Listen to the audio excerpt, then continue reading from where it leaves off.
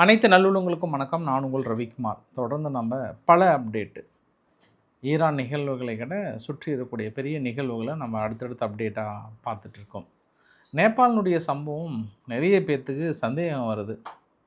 ஒருவேளை வேறு ஏதாவது தூண்டுதலாக இருக்குமா, இல்லை ஏன் உங்கள்கிட்ட மறைச்சி பேசி நான் என்ன பண்ண போகிறேன், இல்லை என்னை தான் வந்து கைது பண்ணிட்டு போயிடுவாங்க, இல்லை சீனா தான் காரணமா அப்படின்ற இன்னொரு ஆங்கிள்லையும் பெருசாக சொல்கிறாங்க.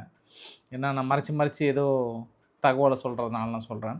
சீனா மிக முக்கிய காரணமா அப்படின்னு இன்னொரு ஆங்கிளில் பார்க்குறாங்க. பட்டு இருக்கிற சம்பவத்தை நம்ம உள்ளே போய் சொல்லிடலாம்.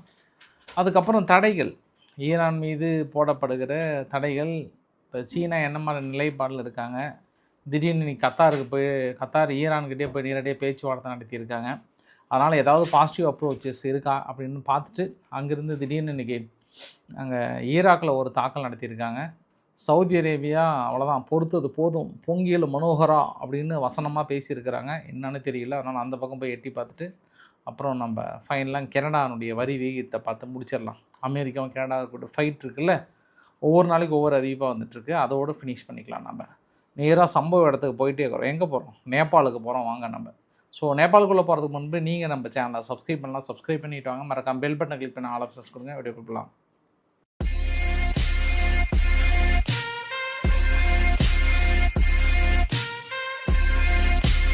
நிறைய ஏஐ வீடியோஸ், இந்த பனி எங்கேருந்து உருகி இருக்கும், அதுக்கப்புறம் எப்படி இந்த நிகழ்வு நடந்தது, அதுக்கப்புறம் எப்படி இந்த பேரழிவாக மாறியது, அதுக்கான ஒரு கம்ப்ளீட் டீட்டெயிலாக ஆர்டிஃபிஷியல் இன்டெலிஜென்ஸ் மூலயமா இப்படி தான் நடந்திருக்கும்ன்ட்டு வீடியோக்கள் வந்த வண்ணமாக இருக்குது. ஒரு இமயமலையிலிருந்து ஒரு 5200 கிலோமீட்டர் உயரத்தில் ஒரு பெரிய ஒரு பனிப்பாறை பெருசாக உடையுது. உடைஞ்சதுக்கப்புறம் ஒரு ஐஸ் ப்ரெஸ் வந்து ராக் அவிலான்ச் மாதிரி ஒரு சின்ன ஒரு ஏரி மாதிரி உருவாகுது. அதாவது டெம்பரரி ஏரி மாதிரி உருவாகுது. அதுக்கப்புறம் என்னாச்சு அப்படின்னா மறுபடியும் அது உருக தான் கொஞ்சம் பெருசாக வெடித்து வந்திருக்கு அப்படின்ற மாதிரி வந்து சொல்லியிருக்காங்க. இந்த ஒரு பெரிய அசம்பாவிதம் பொறுத்த வரைக்கும் மவுண்ட் கைலாஸ் மான்சரோவர்னு சொல்லிட்டு இந்துக்களுடைய ஒரு புனித பயணம் இருந்தது எங்கே நேபாளுக்குள்ளார. இங்கே தமிழ்நாடு மட்டும் இல்லை, இந்தியாவில் இருக்கக்கூடிய பெரும்பாலான இந்துக்களுடைய புனித பயணமாக இருந்தக்கூடிய அங்கே ஒரு பெரிய ஒரு சுற்றுலா மாதிரி தலம் அது. அப்புறம் வந்து ஜனானி பூர்ணிமா ஃபெஸ்டிவல் அங்கே இருக்குது. இது எல்லாமே கரெக்டாக இப்போ ஒரு பீக் சீசன் டைம் தான். இந்த பீக் சீசன் டைமில் வந்து இது மாதிரி, அதனால தான் 1300க்கும் மேற்பட்டவர் வந்து இன்னும் தொடர்ந்து மிஸ்ஸிங்ன்றாங்க. ஒரு சில பகுதியில் வீடியோ பதிவு வந்த வண்ணமாக தான் இருக்குது. 10 நிமிஷம் முன்னாடியே தெரிஞ்சு அந்த நகரங்களை எல்லாமே ஃபுல்லாக அப்படியே வெக்கேட் பண்ணியிருக்காங்க. மேலே ஒரு சில பகுதிகளை அடிச்சுட்டு வந்ததுக்கப்புறம் கீழே இருக்கக்கூடிய அந்த நகரங்கள்லாம் வந்து அடிச்சுட்டு வந்ததான் வந்து காட்டுறாங்க. சரி, இது வரைக்கும் எவ்வளோ பேர் வந்து ஒட்டுமொத்தமாக இறந்துருக்காங்க அப்படின்னா 362 பேர் இறந்து போயிருக்காங்க. 1300 பேர் பக்கம் மிஸ்ஸிங். 27 பிரிட்ஜஸ், பாலங்கள் அடிச்சுட்டு போயிடுச்சு. 40 கிலோமீட்டர் ரோடு வந்து கம்ப்ளீட்டாக டெஸ்ட்ராய். 13 ஹைட்ரோ பவர் ப்ராஜெக்ட் நீர்மின் நிலையங்கள் கம்ப்ளீட்டாக அடிச்சுட்டு போயிருக்கு. 200 ட்ரக்குக்கு மேலே அடிச்சுட்டு போயிருக்கு. 7 பேங்க் வந்து சுத்தமாக இல்லைன்றாங்க. அதில் வேலை செய்த பேங்க்கில் வேலை செய்த 20 ஊழியர்களோட நிலைமை எங்கே இருக்காங்கன்னு தெரியலன்றாங்க. இதில் சீனானுடைய மக்கள் மட்டும் 100க்கும் மேற்பட்டோர் காணவில்லை அப்படின்னு சொல்கிறாங்க. எவ்வளோ? 100க்கும் மேற்பட்டோர் வந்து காணவில்லைன்றாங்க. ஏன் இவங்களுக்கு சீனா மீது இப்படி ஒரு சந்தேகம் வருது அப்படின்னா, சீனா அந்த திபேத்தினுடைய அந்த பகுதியில் பெரும்பாலும் அணை கட்டுறதுக்கான பிரத்யோக வேலைகளை பெரிய அளவுக்கு துரிதமாக பண்ணிகிட்ருக்காங்க. ஒரு சில மலைகளை உடைத்து கொண்டிருக்கிறார்கள் சீனா. ஸோ இந்த இமயமலைக்கு இல்லை திபேத்துக்கு நேர் ஆப்போசிட்டில் அந்த பக்கம் சீனா வந்து இந்த மாதிரி மலைகளையும் இதையும் உடைக்கிறதுனால லைட்டாக அதிர்வு மாதிரி ஏற்பட்டு இந்த பக்கம் இமயமலையிலேருந்து பனி வந்து இது மாதிரி ஐஸ் வந்து உடைஞ்சிருக்குமா அப்படின்னு இன்னொரு ஆங்கிளில் பார்க்குறாங்க. ஒரு வீல் ஆகர் ஒரு 3 பேர், அவங்க வந்து வேறு நாட்டை சேர்ந்தவங்க.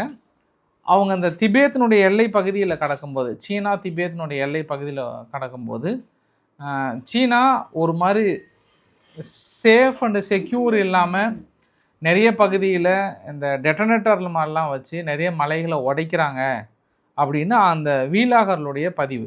இந்த பதிவு ஒரு வாரத்துக்கு முன்பு எடுத்த பதிவாக இருக்குது. அதனால் வேறு ஏதாவது வந்திருக்குமா, ஒரு வைப்ரேட் ஆகி அது மாதிரி வந்திருக்குமா அப்படின்ற கோணத்தில் சீனா மீது சந்தேகப்படுறாங்க. அதற்காக சீனா வேண்டுமென்றே செய்திருக்குமா அப்படின்னாலாம் கிடையாது. வேண்டுமென்றே செஞ்சுருந்தாங்கன்னா அவங்க சீன மக்களுக்கு ஒரு வார்னிங் கொடுத்துருப்பாங்க. அவங்களோட இமிக்ரேஷன் ஆஃபீஸும் சேர்த்து தான் அடிச்சுட்டு போயிருக்கு. சீனா தரப்பில் இருந்து 100க்கும் மேற்பட்ட மக்கள் வந்து கம்ப்ளீட்டாக காணாமல் போயிருக்காங்க. இன்னும் அதிகமாக இருக்கக்கூடும் அப்படின்னு சீனா தரப்பில் தனது கவலையை தெரிவித்திருக்கிறாங்க.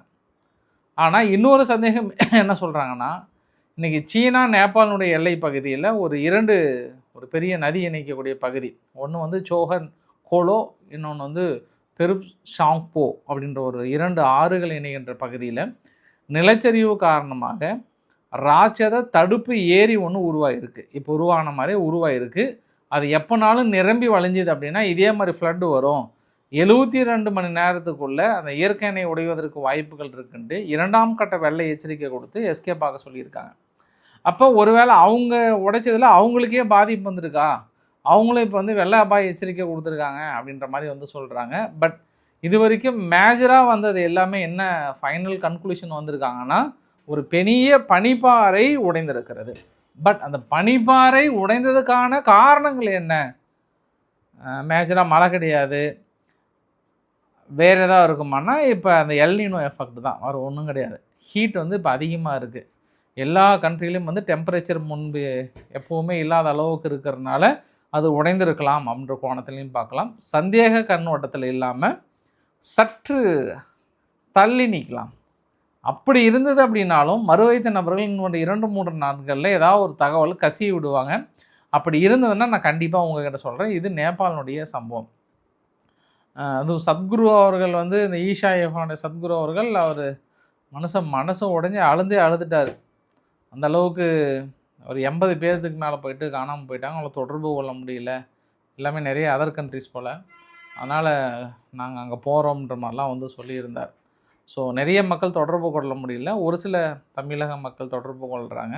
இங்கே தமிழகத்திலிருந்தும் ஒரு சில அமைச்சர்கள் டெல்லிக்கு போயிட்டு அங்கே தொடர்பு ஏற்படுத்தி அங்கே இருக்கக்கூடிய மக்களை பத்திரமாக மீட்டு கொண்டு வரதுக்கான வேலைகளை பார்க்குறாங்க. என்ன காரணம்னா, ஒரு 37 பாலங்கள் அடிச்சுட்டு போனதுனால நிறைய பேர் அந்த பக்கம் நின்றுட்டாங்க, இந்த பக்கம் கிராஸ் பண்ண முடியாது பாலம் அடிச்சுட்டு போனதுனால. அதனால் அவங்கள மீட் பண்ணுறதுக்கான வேலைகளை பார்க்குறாங்க. சரி, நம்ம வேலை என்ன? இப்போ நேராக ஈரான்கிட்ட கிளம்ப வேண்டியது தான். நேபாளிலேருந்து விமானத்தை பிடிச்சிட்டு எங்கே போகிறோம்? ஈரான்கிட்ட போகிறோம் நம்ம. காரணம் என்ன? இன்றைக்கி ட்ரம்ப் தனது எக்ஸலத்தில் என்ன சொல்லியிருக்கிறாருன்னா, ஈரானுடைய பொருளாதாரத்தை பேரலைஸ்டு செயலிழக்க வைக்க போகிறோம், முட்டிக்க போகிறோம். இனி அவங்க பிரிண்ட்டு பண்ணால் கூட ஒன்றும் முடியாதுன்ற அளவுக்கெல்லாம் மனசு வீர வசனமாக விட்டு பயங்கர வீடியோ பதிவெல்லாம் போட்டிருந்தார். ஏஐ மூலிமா யாரோ ஒரு பெரிய டீம் ரெடி பண்ணுறாரு போல் அப்பப்போ வீடியோவாக வெளியிடுறாரு. நம்மளுக்கு அது முக்கியம் இல்லை. அல்ஜசீரா வந்து என்ன சொல்கிறாங்கன்னா, கள நிலவரம், ஈரானுக்குள்ளே இருக்கக்கூடிய லோக்கல் ரிப்போர்ட் என்ன பிரச்சனை அப்படின்னா, இப்போ ஒரு சில ப்ராடக்ட் வந்து ஈரான் இம்போர்ட் பண்ணுவாங்க, அதாவது இறக்குமதி பண்ணுவாங்க. அப்படி இறக்குமதி பண்ணும்போது முழுமையாக அவங்க வேறு நாட்டு நாணயங்களை கொடுத்து தான் வாங்க முடியும். இவங்க தான் எல்லாத்தையுமே ஃப்ரீஸ் பண்ணதுனால அந்த உணவுப் பொருளோட சங்கிலி வந்து எவ்வளோ பாதிக்கப்படுது இந்த தடையினால் அப்படின்னா, தக்காளி 71% வந்து விலை ஏறி இருக்குது அப்படின்றாங்க. அதாவது 1 கிலோ தக்காளி வந்து பார்த்திங்க அப்படின்னா 5,50,000 ரியால் இருந்தது. இப்போ 1 கிலோ தக்காளி வந்து 9,40,000 ரியால். அதுவே நம்ம ஊரில் கொஞ்சம் அதிகம் தான். 9,40,000 ரியால்னால் எவ்வளோன்னு பாருங்கள். மிஷினை வச்சு தான் கவுண்ட் பண்ணிகிட்டு இருப்பாங்க ஒவ்வொரு நோட்டையும் அவங்க. சரி, ஓகே. ஆரஞ்சு 106% வந்து உயர்ந்திருக்கு அப்படின்னு போட்டிருக்காங்க. குக்கும்பர் 57%, ரைஸ் 2%, குக்கிங் ஆயில் 177% வந்து உயர்ந்திருக்கிறது. பேபி ஃபார்முலா இந்த பால் பவுட்ரு அதெல்லாம் வந்து 95% உயர்ந்திருக்கு. முட்டை 129%, சுகர் 21%, பீஃப் 30%, சிக்கன் 74%, மாத்திரை வகைகள் பேராசிட்டமல் பண்ண மாதிரி 93%, இன்சுலின் ஊசி வந்து 642% வந்து இருக்குது. அப்புறம் பேசிக் ஷர்ட் 3, ஜீன்ஸு இதெல்லாம் இருக்குது. இப்போ வந்து ஆல்மோஸ்ட்டு $1 வந்து 20 லட்சத்துக்கு மேலே இருக்குது. அதாவது $1 = 20 லட்சம் ரியால் அளவுக்கு இருக்குது. அப்போ சீனா வந்து இறக்குமதி பண்ணிகிட்டு இருக்காங்களா? ரஷ்யானே வருது பாருங்கள். ஈரான்கிட்டேருந்து சீனா இறக்குமதி பண்ணிகிட்டு இருக்காங்களா அப்படின்னா, இதற்கு முன்பு சீனா வந்து கண்டினியூஸாக என்ன பண்ணாங்கன்னா 1.2 மில்லியன் அப்ராக்சிமேட்டாக வந்து 12 லட்சம் பேரல் வந்து ஒரு நாளைக்கு இறக்குமதி பண்ணிகிட்டு இருந்தாங்க சீனா. இந்த புகைப்படம் என்ன சொல்ல வருது அப்படின்னா, இந்த மெத்தடு, அதாவது இதுக்கு முன்பு ஷிப் டு ஷிப் கூட ட்ரான்ஸ்ஃபர் பண்ணாங்க. இப்போ ஈரான்லேருந்து அப்படியே இந்தியா கீழே இந்தியன் ஓஷன் வழியாக வந்தாங்கன்னா, மலேசியா இந்த ஸ்ட்ரெயிட் ஆஃப் மல்லாக்கா வழியாக அந்த பக்கம் போய் நிறுத்திக்கிட்டாங்கன்னா, மலேசியா பக்கத்தில் சீனானுடைய மற்றொரு கப்பல் வரும். அதை ஈஸியாக அவங்க ட்ரான்ஸ்ஃபர் பண்ணிப்பாங்க. ஏன்னா இதற்கு முன்பும் பொருளாதார தடைகள்லாம் தான் இருக்குது. அதாவது இப்போ இந்த தாக்கல் நடத்துகிறாங்கல்ல, அதற்கு முன்பு கூட சீனா இந்த மாதிரி கப்பல் டு கப்பல் ட்ரான்ஸ்ஃபர் பண்ணிட்டோம், இல்லை ஒரு சில இது வந்து கூட்ஸ் மூலியமாகவும் கொண்டு போகிறதில் சொல்கிறாங்க. அதனால் வாஷிங்டன்லேருந்து நிறைய சீனா நிறுவனங்கள், பேங்கிங் சிஸ்டம், ஃபினான்ஷியல் இன்ஸ்டிடியூஷன்லாம் வந்து நம்ம தேவையில்லாமல் இந்த தடைக்கு உள்ளாகிடக்கூடாது அப்படின்றதுனால நிறைய வந்து அவாய்ட் பண்ணுறாங்க. இப்போ யாருக்கிட்ட இருந்து, ஈரான்கிட்ட இருந்து வாங்குவதற்கு அவாய்ட் பண்ணுறாங்க. நார்மலாக இப்போ வந்து ட்ரான்ஸ்ஃபர் பண்ணாங்கன்னா ஒன்று யுவானில் ட்ரான்ஸ்ஃபர் பண்ணுறாங்க, இல்லை கிரிப்டோ பேமெண்ட்டில் வந்து ட்ரான்ஸ்ஃபர் பண்ணியிருந்தாங்க. அமெரிக்கானுடைய தடைகளுக்கு பயந்து சீனாவுடைய நிறுவனங்களும் இறக்குமதி செய்ய சற்று யோசனை பண்ணுறாங்க. இப்போ அப்ராக்சிமேட்டாக ஜூலையில் 12 லட்சம் பேரலிருந்து 8,23,000 பேரலாக மாறி இருக்குது. அதே ஆகஸ்ட்டில் 5,34,000 பேரலாக மாறி இருக்குது.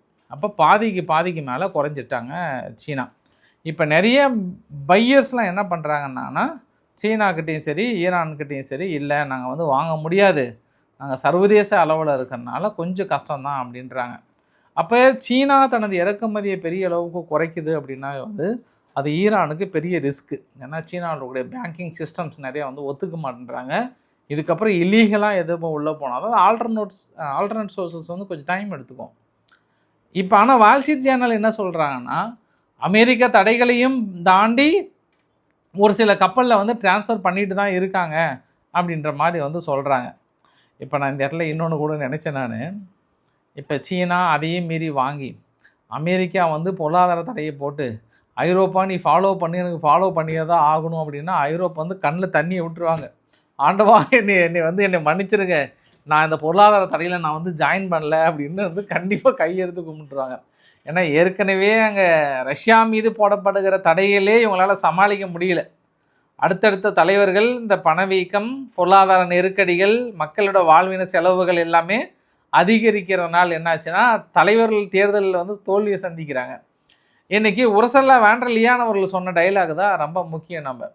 நம்மளுக்கும் சீனாவுக்கும் ட்ரேட் டிஃபிசிட் எவ்வளோ அப்படின்னா 1 பில்லியன் பர் டே. ஒரு நாளைக்கு 1 பில்லியன் அளவுக்கு ட்ரேட் டிஃபிசிட், வர்த்தக பற்றாக்குறை. நம்ம அவங்களுக்கு ஏற்றுமதி குறைவு, ஆனால் இறக்குமதி அதிகமாக இருக்குது.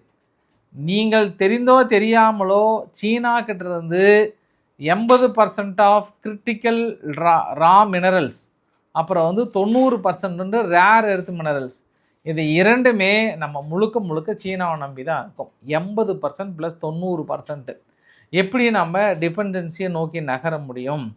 அப்போ ஐரோப்பா அடுத்த கட்டத்தை போகன்றாங்க. எங்கே நீங்கள் போகிறது, இதுக்கப்புறம் எங்கே முடியும் உங்களால்?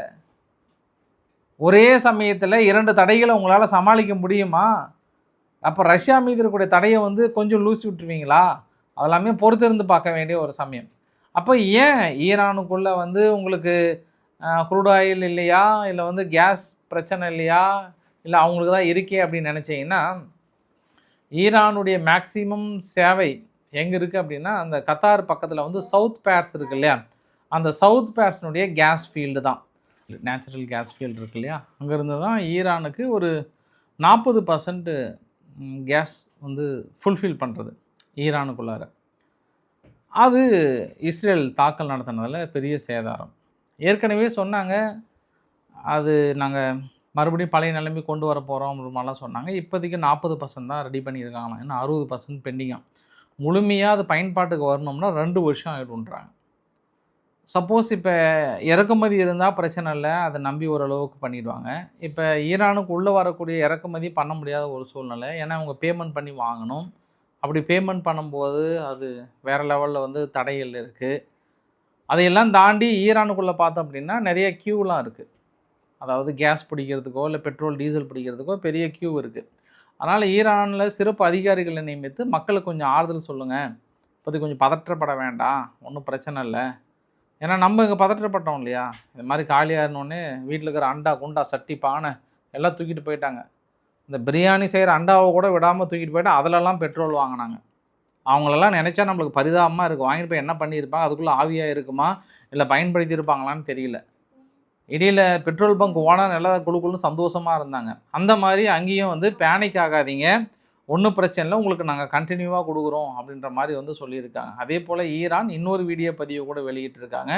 தொடர்ந்து இந்த நியூக்ளியர் டெக் சிஸ்டம் இருக்கு இல்லையா, அதை வந்து நாங்கள் எதற்காக பயன்படுத்துகிறோன்றதை உலகம் தெரிந்து கொள்ள வேண்டும். எதுக்காக அப்படின்னாங்கன்னா ஃபியூஷன் பிளாஸ்மா, அந்த பிளாஸ்மாக்கான டெஸ்டிங்கும், இன்னொரு பார்த்தோன்னா மெட்டல் கிராக்கிங் டிடெக்ஷன், இதுக்காக தான் நாங்கள் பயன்படுத்துகிறோம். ஸோ சயின்ஸுக்காக மட்டும் தான் பயன்படுத்திகிட்ருக்கோம் அப்படின்னு ஒரு சில வீடியோ பதிவுகளை வெளியிட்டிருக்காங்க. நாங்கள் என்ரிச்மெண்ட்லாம் பண்ணலன்ற மாதிரி வந்து சொல்லியிருக்காங்க. பார்க்கலாம் இருக்கக்கூடிய சூழ்நிலை. கத்தார் அங்கே போயிட்டாங்க. அண்ணே என்னன்னே இதெல்லாம் பண்ணிட்டுருக்கீங்க, வாங்கண்ணே சும்மா பேச்சுவார்த்தைக்கு வாங்கண்ணே, உங்களை பார்த்தா எனக்கு அப்படியே பொறாமையாக இருக்குண்ணே, சும்மா அவங்க தான் சொல்கிறாங்கன்னா நீங்களும் அப்படி உக்காந்துக்குவீங்களா அப்படின்ட்டு கத்தாரை வந்து சமாதானப்படுத்தி பார்க்குறாங்க. இருந்தாலும் ஈரான் அப்படியே திருப்பில் கழுத்து சுருகிட்டு உட்காந்துருக்குறாங்க. ஒன்று பண்ணலாமாண்ணே, அந்த ஸ்ட்ரைட் ஆஃப் ஹார்முஸ் பகுதியில் அந்த கன்னி வெடிகள் கொஞ்சம் இருக்குது, அதை நம்ம அகற்றிடலாமா 2 பேரும் சேர்ந்து அப்படின்னு கேட்டிருக்காங்க. ஈரான் ஒரே ஒரு வார்த்தை சொன்னாங்களாம், இங்கே பாருப்பா கத்தார், நாங்கள் வந்து வேண்டுமென்றே தாக்கல் நடத்தவில்லை, எங்களுடைய செல்ஃப் டிஃபென்ஸுக்காக நாங்கள் தாக்கல் நடத்தியிருக்கோம். எனக்கு உங்களை அடிக்கணும், உங்களை வந்து கஷ்டப்படுத்தணும், உங்கள் கப்பலை ஏற்றுமதி பண்ணக்கூடாதுன்னு எனக்கு விருப்பம் அல்ல. பட் என்ன செய்வது, தாக்கல் நடத்தும் போது என்ன சார் நீங்களே சொல்லுங்கள் அப்படின்னு இருக்காங்க. சரி விடுங்கண்ணே, ரொம்ப டென்ஷன் ஆகாதீங்க, பேசிக்கலாம் அப்படின்னு சொல்லி கத்தார் சமாதானப்படுத்தியிருக்கிறாங்க.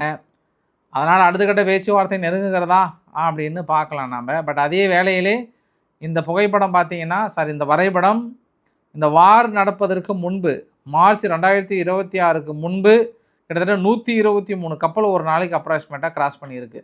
ஆனால் இப்போ பார்த்தோம் அப்படின்னா ஆல்மோஸ்ட் 4லேருந்து 5 கப்பல் கூட கிராஸ் ஆகிறதில்ல. இடையில பொருளாதார தடையை நீக்கினாங்க, இந்த ஜூன் 25 தான், அதுக்கப்புறம் இடையில வந்து அதிகமாக இருந்தது. இன்னுமே அந்த அந்த அந்த இஷ்யூ வந்து நம்மளுக்கு போயிட்டே தான் இருக்குது. ஸோ ஃபைனலாக நம்ம ஈரானை பற்றின விவகாரத்தை முடிக்கணும்னா 2 தகவல். ஒன்று, பாகிஸ்தான் என்ன சொல்கிறாங்கன்னா, கவலைப்படாதீங்க, கிட்டத்தட்ட நாங்கள் மீடியேட் பண்ணிகிட்ருக்கோம், ரொம்ப சிறப்பாக செயல்பட்டுருக்குறோம் அப்படின்னு சொல்கிறாங்க. பட் எனக்கு என்னமோ நீங்கள் மீடியேட் பண்ண போனீங்களா இல்லை பாவம் அவங்களே வறுமையில் இருக்கிறாங்க, ஈரானே ரொம்ப வறுமையில் இருக்கிறாங்க, கஷ்டத்தில் இருக்கிறாங்க, அவங்கக்கிட்ட போய் கடன் கேட்டிங்களான்னு எனக்கு தெரில. எனக்கு என்னமோ நீங்கள் அவங்ககிட்டயே கடன் கேட்ட தான் போன மாதிரி தெரியுது. ஏன்னா இப்போ அவங்க ரீபேமெண்ட்டில் இப்போ பண்ணியே ஆகணும் இப்போ பாகிஸ்தான். அதனால் அங்கேயும் இங்கேயும் கெஞ்சாத குறையாக கடன் கேட்டு சுற்றிட்டு இருக்கிறாங்க. சுத்தமாக எல்லாம் சவுதி மறுத்துட்டாங்க, மேக்ஸிமம் நாடுகள் வந்து மறுத்ததுனால சரி வேறு வழியே இல்லை, அங்கே போய் இப்போ ஈரான் எவ்வளோ கஷ்டத்தில் இருக்கிறாங்க, அவங்கக்கிட்ட கடன் கேட்குற ஒரே ஆள் நீங்களாக தான் இருப்பீங்க அப்படின்னு நினச்சிக்கிட்டு அப்புறம் இந்தியா என்ன சொல்கிறாங்கன்னா, அந்த சபகர் போர்ட் இருக்கு இல்லையா, அது செயல்பாட்டில் தான் இருக்குது, அதுக்கு இதுக்கு சம்மந்தமே இல்லை, தொடர்ந்து ஏசியா நாளில் ரூட் பாதையை வந்து யாராலும் தடுக்க முடியாது அப்படின்னு ஒரு வார்த்தையை சொல்லியிருக்காங்க. அமெரிக்காவுடைய வெள்ளை மாளிகை செய்தி தொடர்பாளர் கரோலினா லெவிட் அவங்க என்ன சொல்லியிருக்காங்கன்னா, நாங்கள் இப்போதைக்கு ஈரான்கிட்ட பேச்சுவார்த்தை நடத்த தயாராக இல்லை, எதுவுமே இப்போதைக்கு இல்லை, மீனிங்ஃபுல்லாக பேச்சுவார்த்தை நடத்தினாங்கன்னா பார்க்கலாம், அது வந்து சூழ்நிலையை பொறுத்து தான், நாங்கள் தடையை போட்டது தான் அப்படின்னு சொல்லியிருக்கிறாங்க. திடீர்னு இன்றைக்கி ஈராக்கில் இருக்கக்கூடிய பாக்தாத் பகுதியில், அதாவது எர்பில் அப்படின்ற ஒரு பகுதியில் ஒரு தாக்குதல், ட்ரோன் தாக்குதல் ஈரான் நடத்தினதாக சொல்கிறாங்க, இல்லை என்ன காரணத்திலோ அதான் ஒரு 3 ட்ரோன் தாக்குதல் நேற்று இரவு வந்து நடத்தியிருந்தாங்க. பட் இன்னொரு ஆங்கிள்லையும் பார்க்கலாம் நம்ம, அந்த பாக்தாத் பகுதியில் தாக்கல் நடத்தினா திடீர்னு அந்த ஈராக் பகுதியில் என்னாச்சுன்னா, ஒரு இந்த சார்ட் பார்க்குறீங்கள, அந்த அல்தௌரா அப்படின்ற ஒரு பகுதி பார்க்குறீங்க இல்லையா, இந்த இடத்துல அவர் பேருனா பிரிகேடர், அதாவது ஈராக்கினுடைய மெயின் அந்த ஏரியாவுடைய பிரிகேடர் என்ன பண்ணுறாங்க, ஒரு இல்லீகல் அப்ரோச்மெண்ட் இருக்குது, கட்டிடங்கள்லாம் அகற்ற பார்த்தாங்க. பாக்தாத் முனிசிபாலிட்டி அந்த செக்யூரிட்டி ஃபோர்ஸஸ் எல்லாம் சேர்ந்து ஒரு ஜாயிண்ட் ஆப்ரேஷன் பண்ணுறாங்க. திடீர்னு ஒரு குரூப் துப்பாக்கியோடு வருது. துப்பாக்கியோடு உள்ளே வந்த குரூப் என்ன பண்ணுறாங்க, ஒட்டுமொத்தமாக அந்த இல்லீகலை அந்த கட்டிடங்கள்லாம் அகற்றுகின்ற அதிகாரிகள், அப்புறம் அங்கே இருக்கக்கூடிய முனிசிபாலிட்டி ஆஃபீஸர்ஸ் மொத்தம் சேர்த்து ஒரு 6 பேர் பக்கம் சுற்றதாக சொல்கிறாங்க. அதுக்கப்புறம் அவங்கள தேடி பிடிக்க முடியல, அவங்கள இன்னுமே தேடுதல் வேட்டையில் இருக்காங்கன்ற மாதிரி வந்து சொல்கிறாங்க. யார் இந்த தாக்கல் நடத்தினாங்க என்னன்னு தெரியல. அப்போ ஒரு பக்கம் ஈரான் ஒரு தாக்குதல், திடீரென்று உள்ளே வந்து ஆயுதம் ஏந்திய ஒரு குழு தாக்குதல். அதனால தான் இன்றைக்கி அங்கே ஈராக்குள்ளே என்ன சொல்கிறாங்கன்னா, ஆயுதங்களை கட்டுப்படுத்த வேண்டிய ஒரு நேரம் வந்து விட்டது, இனி நம்ம வந்து திறம்பட செயல்பட வேண்டும் அப்படின்னு வந்து சொல்லியிருக்காங்க. இன்றைக்கி ஏமன் ஏவிய ஏவுகணைகளை நாங்கள் இடைமறித்து விட்டோம் அப்படின்னு ஹவுதிகள் சார்பாக சொல்கிறாங்க. ஹவுதிகள் தொடர்ந்து சவுதிகளை குறி வைக்கிறதுனால, தொடர்ந்து சவுதிகள் வந்து இழப்பு ஏற்படுறதுனால சவுதி என்ன சொல்கிறாங்கன்னா, ப்ரிப்பேர்டாக இருங்க, பி ப்ரிப்பேர்டு, எந்த நேரத்துலையும் வந்து தாக்கல் நம்ம ஹவுதிகள் மீது நடத்தலாம் அப்படின்னு முடிவெடுக்கப்பட்டதாக சொல்கிறாங்க. பொறுத்தது போதும் பங்கியல் மனோகரா அப்படின்னா இப்பயும் அவங்க தனியாக போகிறாங்களான்னா, ஓஐசி ரெஃபார்ம் கூட என்ன பண்ணுறாங்கன்னா ரொம்ப ஒரு ஸ்ட்ராங்கான முடிவு எடுக்கணும் அப்படின்ற மாதிரி வந்து சொல்லியிருக்காங்க. பார்க்கலாம், தனிப்பட்ட முறையில் முடிவெடுக்கிறார்களா இல்லை கூட்டத்தை சேர்த்திட்டு வந்து தாக்கல் நடத்துகிறாங்களான்றதை பார்க்கலாம். பட்டு சவுதி அரேபியா இதுக்கப்புறமும் தாக்கல் நடத்துமான்னு எனக்கு தெரியல. பட் நிறைய ஊடகங்கள் நம்பி சொல்கிறாங்க. அதை நம்ம வெயிட் பண்ணி பார்க்கலாம். சவுதி அரேபியாவுடைய மிலிட்ரி டெலிகேஷன் பாக்தாத்துக்கு போயிருக்கிறார். ஈராக்கில் பேச்சுவார்த்தை நடத்தியிருக்கிறாங்க. மறுபடியும் ஒரு எச்சரிக்கை கொடுத்துருக்காங்க, அங்கேருந்து சவுதி மீது தாக்கல் நடத்தக்கூடாது. ஏன்னா நாங்கள் ஹவுதி மீது தாக்கல் நடத்தலான் இருக்கோம், அப்படி நடத்தும் போது நீங்கள் உங்கள் பகுதிகளை காப்பாற்றிக்கோங்க அப்படின்னு சொல்லியிருக்காங்க. தொடர்ந்து இஸ்ரேல் சதன் லெபனான் பகுதியும் சரி, காசாவுக்குள்ளேயும் சரி அடுத்தடுத்த தாக்குதல். நீங்கள் பார்க்குற பதிவுகள் எல்லாமே வந்து தாக்குதலுக்கான பதிவுகளாக பார்க்க முடிகிறது. ஹெஸ்புல்லானுடைய இன்ஃப்ராஸ்ட்ரக்சர்ஸ் கூட நாங்கள் தொடர்ந்து அழிச்சிட்ருக்கோம் அப்படின்ற மாதிரிலாம் வந்து சொல்லியிருக்கிறாங்க. ஸோ தொடர்ந்து இஸ்ரேலுக்குள்ள காசாவில் உதவி செய்வதற்காக UNRW இருக்குல்ல, அந்த UNRWவில் கிட்டத்தட்ட 100 எம்ப்ளாயிக்கு மேலே நேரடியாகவே ஹமாஸுக்கு தொடர்பு ஏற்படுத்தி மேபி அதில் வந்து நிறைய பேர் அக்டோபர் 7ஆம் தேதி தாக்குதல் ஈடுபட்டிருக்காங்கன்ற ஒரு பகீர் குற்றச்சாட்டை போட்டு பெரிய தடைகள் இஸ்ரேல் வெளியேற்றியது சரிதான் அப்படின்ற ஒரு தீர்ப்பு கொடுத்துருக்குறாங்க இன்றைக்கி. ஏன்னா இஸ்ரேல் மட்டும்தான் UNRW வந்து இருக்கக்கூடாது காசாவுக்குள்ளாருன்னு சொன்னதில், இன்றைக்கி அமெரிக்காவுடைய அறிவிப்பில் பார்க்கும்போது எஸ் ஆமாம் கண்டிப்பாக இருக்குது, நான் கூட இருந்தே பார்த்தேன் அப்படின்ற மாதிரிலாம் சொல்லிவிட்டு அடுத்த ஒரு நெருக்கடியை கொடுக்குறாங்களான்றதை பார்த்துடலாம். அதாவது வெளியேற சொல்வதற்கான நெருக்கடிகளை. ஃபைனலாக இந்த வீடியோவோட கிளைமேக்ஸ், மால்டோவாவுக்குள்ளார திடீர்னு ஒரு 2-3 ட்ரோன் தாக்குதலை நிகழ்த்தியிருக்கிறது ரஷ்யா. தெரிந்து அடித்தாங்களா தெரியாமல் அடித்தாங்களான்றது தெரியல. ரொமானியானுடைய அம்பாசிடரை வெளியேற்றிட்டாங்க ரஷ்யா. ஏன்னா தொடர்ந்து ரொமானியா அவங்க கடற்பகுதியில் கப்பல்களை வர வைத்து அங்கேருந்து உக்ரைனுக்கு ஷூட் பண்ணுறாங்க. அதனால் அது மட்டும் இல்லை, யூகே வந்து ஸ்ட்ரோம் ஷேடோ கொடுக்கறதுனால நிச்சயம் நாங்கள் யூகே மீதும் தாக்கல் நடத்துவோம், நீங்கள் ஆயுதங்கள் கொடுத்து தாக்கல் நடக்கும் பட்சத்தில் அது நீங்கள் நடத்திய தாக்குதலாக கருதப்பட்டு உங்கள் மீது பதில் தாக்குதல் நடத்தவிடும் அப்படின்னு சொல்லி இருக்கிறாங்க. யார் தரப்பில்? ஈரான் தரப்பில். இன்று கூட ஜாப்ரூஷியா பகுதியில் மெட்ராலஜிக்கல் பிளான்ட் அப்படின்னு ஒன்று இருக்குது, அந்த பிளான்ட் மீது பெரிய தாக்குதலை நிகழ்த்தியிருக்கிறாங்க. வீடியோவோட கிளைமேக்ஸில் காட்ட வேண்டிய புகைப்படம், அமெரிக்காவிலிருந்து இந்த பெரிய வகை நண்டுக்கள்லாம் இருக்குல்ல, நண்டு இறால் போன்ற வகைகள்லாம் இருக்குல்ல, அதில் மட்டும் நாங்கள் என்ன பண்ணுறோம், போனால் போதுன்னு வரியை வந்து குறைச்சிக்கிறோம்.